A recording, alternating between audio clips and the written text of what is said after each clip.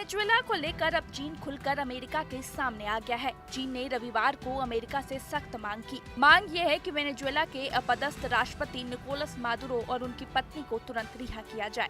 चीनी विदेश मंत्रालय ने बयान जारी कर गहरी चिंता जताई है। चीन का कहना है कि मादुरो और उनकी पत्नी को जबरन हिरासत में लेकर देश से बाहर ले जाना गंभीर मामला है। बीजिंग ने साफ कहा कि इस तरह की कार्रवाई पूरी दुनिया के लिए खतरनाक संकेत है।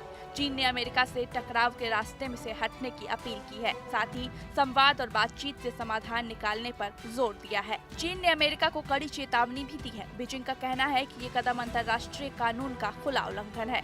संयुक्त राष्ट्र चार्टर के सिद्धांतों की भी अनदेखी की गई है। चीन ने कहा कि किसी संप्रभु देश के राष्ट्रपति के साथ ऐसा व्यवहार अस्वीकार्य है।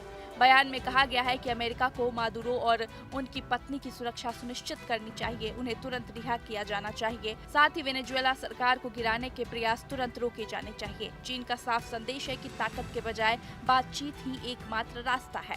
इससे पहले शनिवार को भी चीन ने अमेरिका की कड़ी आलोचना की थी। चीन ने वेनेजुएला पर अमेरिकी हवाई हमलों की निंदा की। मादुरो और उनकी पत्नी की गिरफ्तारी को वर्चस्ववादी कृत्य बताया। चीनी विदेश मंत्रालय ने कहा कि वो इस घटनाक्रम से स्तब्ध है।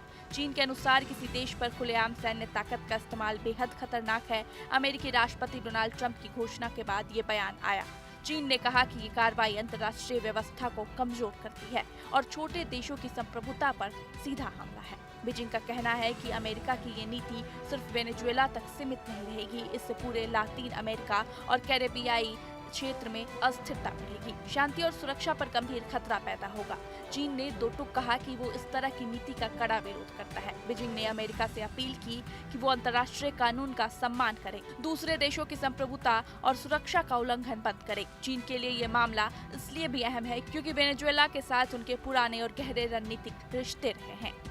ह्यूगो चावेज के दौर से ही चीन और वेनेजुएला करीबी सहयोगी रहे हैं। तेल से लेकर इंफ्रास्ट्रक्चर तक चीन ने भारी निवेश किया है। मादुरो सरकार का पतन बीजिंग के लिए बड़ा झटका माना जा रहा है। विशेषज्ञों का कहना है कि ये टकराव सिर्फ वेनेजुएला तक सीमित नहीं रहेगा। ये अमेरिका और चीन के बीच बड़ी भू राजनीतिक लड़ाई का संकेत है। ताइवान से लेकर दक्षिण चीन सागर तक असर दिख सकता है। दुनिया दो ध्रुवों में बढ़ती नजर आ रही है। एक तरफ अमेरिका है, दूसरी तरफ चीन खुलकर मोर्चा संभाल रहा है। आने वाले दिन तय करेंगे ये टकराव बातचीत में बदलेगा या दुनिया एक और बड़े संकट की ओर बढ़ेगी। Desk report, news state.